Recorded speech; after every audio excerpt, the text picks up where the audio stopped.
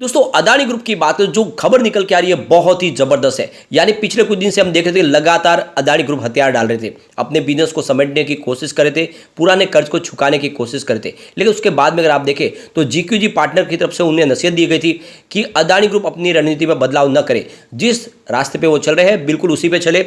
और एक तरह से लगातार कर्ज कम करना अच्छी बात नहीं है, बल्कि अपने बिजनेस को आगे बढ़ाना चाहिए। और ये बात लगता है कि अदानी ग्रुप ने मान ली है और अब पूरी तैयारी के साथ फिर से वो लौटने को तैयार है। यानी बहुत ही ज़बरदस्त तरीके से बाउंस बैक देने वाले। और अदानी ग्रुप ने क्लियर कर दिया कि आने वाले समय अपने बिजनेस को बहुत तेज़ी से आगे बढ़ाएंगे। आने वाले समय बहुत सारे नए एयरपोर्ट है जो अधिग्रहण करने को वो तैयार है। विश्व के भी काफ़ी एयरपोर्ट है जिनके ऊपर अब उनकी नज़र है। तो जिस तरह से अदानी ग्रुप की तरफ से एक खबर निकल के आ रही है, ये एक बहुत बड़ा जोश बनने वाली है। लेकिन इसके बीच में रेटिंग एजेंसी की तरफ से भी कुछ बयान निकल के आए जो थोड़ी सी यहाँ पे निराशा बनाते हैं। लेकिन अदानी ग्रुप इस समय अपनी रणनीति में बदलाव कर चुके, यानी आने वाले समय वो बिजनेस को फिर से आगे बढ़ाने की कोशिश करें। तो क्या इस समय अदानी ग्रुप में इन्वेस्टमेंट करना चाहिए? क्या है आगे की रणनीति अदानी ग्रुप की, जानने की कोशिश करेंगे इस वीडियो के माध्यम से। लेकिन फ्रेंड उससे पहले अगर आप पहली बार हमारे चैनल पे आए तो चैनल को सब्सक्राइब कर दीजिए, एक बेल आइकॉन दबा दीजिए ताकि जब भी नया वीडियो बने पहला नोटिफिकेशन आपको मिले। वीडियो पसंद आए तो लाइक शेयर जरूर कीजिए। चलो फ्रेंड्स वीडियो स्टार्ट करते हैं। मैं हूँ आपका दोस्त एस.बी. दवे और हमारे अपने चैनल ऑनलाइन कमाई में आपका बहुत बहुत स्वागत है। सबसे पहले अगर हम अदानी विल्मा लिमिटेड की बात करें तो आज क्लोजिंग 419 पर रही, यानी लगभग फ्लैट क्लोजिंग कहेंगे क्योंकि कल की क्लोजिंग भी 418 के आसपास थी। मात्र 0.60% की मामूली सी तेजी हमें देखने को मिली। लेकिन यहाँ पे देख सकते हो कि अभी पिछले 6 महीने के हिसाब से 48% का अभी भी निगेटिव रिटर्न देखने को मिला स्टॉक के अंदर। यानी अभी भी स्टॉक में काफ़ी ज़्यादा गिरावट हुई है। 809 का जो स्टॉक था इस समय 419 के आसपास है। अब बिल्कुल आधी कीमत में आपको इस समय मिलता हुआ आपको दिखाई देगा। और यहाँ पे 1 मंथ के हिसाब से काफ़ी अच्छी रिकवरी हुई है 11% की। तो ये तो समझ सकते हो कि जिसने 6 महीने पहले निवेश किया उसको अभी भी लॉस हो रहा है।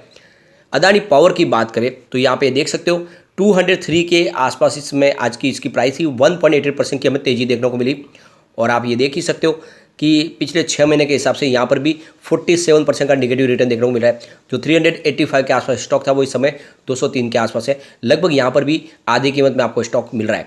लेकिन पिछले 1 महीने में स्टॉक ने बहुत ही शानदार बाउंस बैक दिया, करीब 31% का जबरदस्त रिटर्न दे चुका है। 154 का स्टॉक 203 के आसपास वापस आ चुका है। अब यहाँ पे एक बहुत बड़ी गुड न्यूज़ निकल के आ रही है। अदानी ग्रुप आने वाले समय में बहुत सारे नए एयरपोर्ट खरीदने को तैयार है। और आप देख सकते हो अदानी ग्रुप की तरफ से ये कहा गया है कि वो आगे भी एयरपोर्ट के लिए बोली लगाते रहेंगे, यानी वो अपने कारोबार को इस समय नहीं रोकेंगे। अदानी एयरपोर्ट्स के सीईओ अरुण बंसल ने कहा कि कुछ वर्षों में सरकार द्वारा लगभग 1 दर्जन से अधिक हवाई अड्डे हैं जिनका निजीकरण करने की उम्मीद है, यानी सरकार निजी हाथों में सौंपेगी। और उन सब हवाई अड्डों के लिए सरकार की जो भी यहाँ पे बीड होगी उसमें हम बोली लगाने को बिल्कुल तैयार हैं। तो यहाँ पे देख सकते हो कि अरुण बंसल की तरफ से कहा गया है कि अदानी एयरपोर्ट देश के एविएशन इंडस्ट्री में तेज़ी से आगे बढ़ रहा है और ज़्यादा से ज़्यादा विस्तार करना चाहता है। बंसल के मुताबिक नवी मुंबई हवाई अड्डा दिसंबर 2024 से बिल्कुल शुरू हो जाएगा। और आप देख सकते हैं कि ये जो हवाई अड्डा है इसमें करीब 20 मिलियन यात्रियों को संभालने की क्षमता होगी। वही अदानी एयरपोर्ट मुंबई हवाई अड्डे का संचालन भी कर रहा है। तो यहाँ पे देख सकते हो कि अदानी ग्रुप के पास इस समय 7 हवाई अड्डे टोटल, जिनमें घरेलू जो यात्री है उनमें 92% की वृद्धि देखने को मिल रही है और जो इंटरनेशनल जो यात्री है उनमें 133% की वृद्धि देखने को मिल रही है। और इसी तरह से घरेलू और अंतर्राष्ट्रीय उड़ानों की संख्या में भी क्रमशः 58% और फिर 61% की वृद्धि भी हुई है, यानी लगातार उड़ानों की संख्या बढ़ रही है, फेरे बढ़ रहे हैं। अब यहाँ पे देख सकते हो कि केंद्र सरकार हवाई अड्डों पर अगले 2 वर्षों में करीब 980 बिलियन यानी करीब $12 बिलियन का खर्च करने की योजना बना रही है। दुनिया के सबसे तेज़ी से बढ़ते एविएशन मार्केट का लक्ष्य है कि मौजूदा 148 हवाई अड्डों की संख्या को बढ़ाकर 2025 तक 220 तक करना है। और इसके लिए निजी बिल्डर लगभग $9 अरब का निवेश करेंगे। बाकी भारतीय विमानपत्तन प्रयागने की तरफ से लगाया जाएगा। अब यहाँ पे अरुण बंसल की तरफ से एक और बड़ा बयान दिया गया है। उनका कहना है कि जो ऑपरेटिंग कॉस्ट है एयरपोर्ट की उसमें हमें कमी करनी है, यानी करीब 30 से लेकर 50% की उसमें और कमी करनी होगी। यानी आने वाले इसमें जो ऑपरेटिंग कॉस्ट लग रही है उसमें हमें किस तरह से उसमें कमी करनी है उसके ऊपर हम ध्यान देंगे। और अभी इसमें इस सेक्टर में बहुत सारा पोटेंशियल है। आने वाले समय में हम अपनी तरफ से बहुत सारे रास्ते निकालने जा रहे हैं। सबसे जो बड़ी चौंकाने वाली बात निकल के आ रही है कि अदानी ग्रुप की तरफ से कहा गया कि वो सिर्फ इंडिया में नहीं बल्कि विश्व के दूसरे देशों में भी एयरपोर्ट अधिग्रहण की योजना बना रहे हैं, वहाँ पे भी एयरपोर्ट खरीदने की कोशिश कर रहे हैं। तो कुल मिला के इस क्षेत्र में बहुत तेज़ी से आगे बढ़ना चाहते हैं अदानी ग्रुप। यानी इस हिंडनबर्ग की रिपोर्ट के बाद भी अब एग्रेसिव नजरिया अपना लिया है फिर से अदानी ग्रुप ने। इसके बीच में देखें तो rating agency S&P global ratings ने बुधवार को कहा है कि वह अदानी समूह की संचालन व्यवस्था और वित्त पोषण के बारे में अतिरिक्त सूचना का इंतजार कर रहे हैं, यानी कंपनी की तरफ से या कहीं बाहर से जो खबर आएगी उसका हम इंतजार करें। Rating agency S&P global ratings ने कहा है कि अदानी ग्रुप की तरफ से हमें और इंतजार करना होगा। कंपनी ने संकट में फंसे समूह की 2 कंपनियों की रेटिंग परिदृश्य को संशोधित करके कुछ सप्ताह के बाद इसकी कई यानी आने वाले समय इसमें संशोधित किया जा सकता है।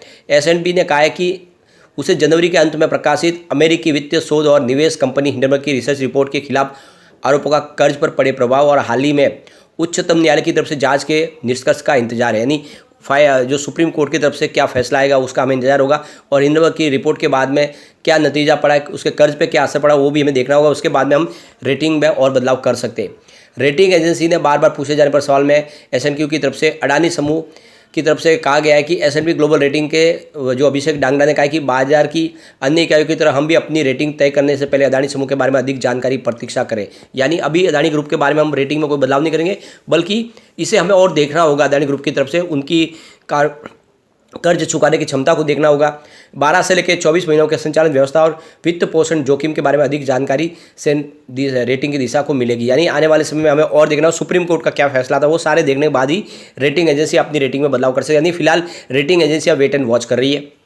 वैसे अगर आप देखें तो हिंडनबर्ग की रिपोर्ट निकल रहा है, उसके बाद में अदानी पोर्ट्स और अदानी इलेक्ट्रिसिटी के लिए जो रेटिंग थी उसको निगेटिव किया गया था।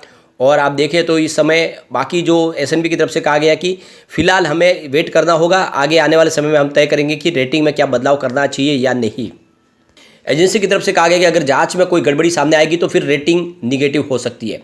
इसमें पूर्व घोषित नहीं की गई है, और जैसे कि इसमें कोई मैनिपुलेशन हुआ है, शेयरों की प्राइस को किस तरह से गलत तरीके से बढ़ाया गया है या फिर कोई गलत जानकारी दी गई है, और इसमें अगर सब कुछ अगर कुछ जांच में गलत होगा तो फिर या फिर रेटिंग निगेटिव हो सकती है। लेकिन इसके उलट अगर समूह की तरफ से जो रिपोर्ट निकल रहा है उसमें समूह की स्थिति को अच्छी तरीके से बताया गया और उसमें कुछ कारोबार पॉजिटिव तरीके से लिया गया और रिपोर्ट उनके फेवर में आई, तो फिर हम रेटिंग को और बढ़ा भी सकते। यानी आने वाले समय में सारा का सारा दारोमदार है जो वो रिपोर्ट आने के बाद होगा। जो जाँच रिपोर्ट 6 सदस्यों की कमेटी बने वो क्या रिपोर्ट देती है, उसके बाद में रेटिंग एजेंसियाँ अपनी रेटिंग में बदलाव करेंगे।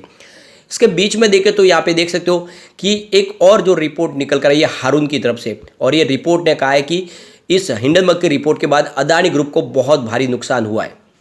तो यहाँ पे जो हारून ने अपनी जो रिपोर्ट पेश की है, इस रिपोर्ट में कहा गया है कि अदानी ग्रुप को हिंडनबर्ग की रिपोर्ट के बाद $28 बिलियन यानी करीब 3000 करोड़ रुपये का नुकसान हर सप्ताह के हिसाब से हुआ है। यह हारून ग्लोबल रीच की रिपोर्ट में इस बात का खुलासा किया गया है।